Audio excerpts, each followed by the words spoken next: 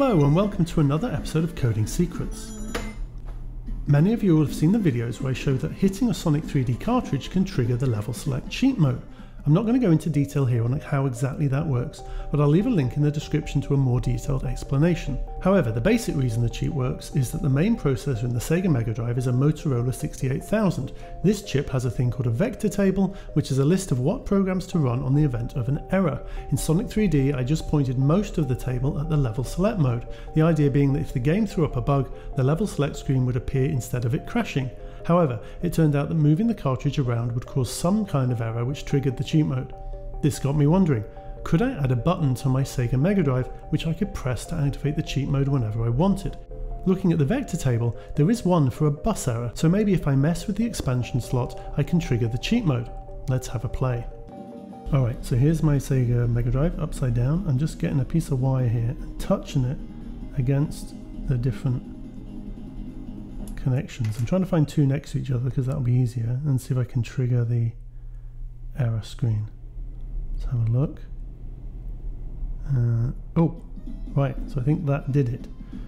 That's triggered the error select now, which let me get a pen so I can mark down which ones it was. Let's see, I think it was further down, 1, 2, 3, 4, 5, the 10th and 11th maybe? What's the 9th? Let's try 10th and 11th. No, those two. Oh, yep, that's got it. Right, let me just mark those down. All right, so those two trigger the level select. Who knows what that does?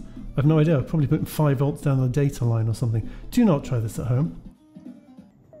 Right, I've grabbed a little push switch, so it only makes contact while it's held down. So if I press it, it should be just a very short jolt, because I don't want to be putting 5 volts down the data line for any length of time. Let's grab some soldering iron, and now I will attempt to solder these. These aren't the best wires, they're not really flexible enough for what I want. Let me see if I solder. Is that going to stick? It's not looking great. Let's get a big blob of solder on this first. Okay, and then we'll get the wire. See if we can put some on there. Like I said, these aren't the best wires. It feels like I'm Ben Heck Hacks doing this kind of thing. Oh, that's a terrible job. I mean, he'd do a far better job. He'd probably be singing Jurassic Park theme by now. Na, na, na, na, na. And chatting incessantly, which I guess I am too. Right, let's try this other wire. Oh man, this is so bad. I don't even know if I can get the angle on this. No, this is worse. Oh, right. Okay, good job I can code better than I can solder. Actually, some people would argue with that even. Oh, that's terrible, but it's stuck. That'll do. Alright.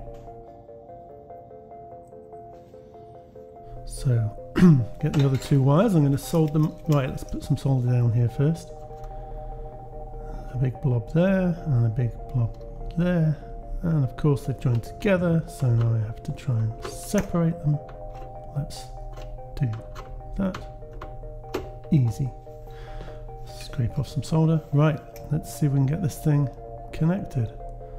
So again, do not do this. This is real dumb. I have no idea what I'm doing at all. And this is the actual Sega Genesis, Sega Mega Drive that I developed my games on. So this has historical value. Oh, if you're wondering about the switch to the side, that's a NTSC PAL switch.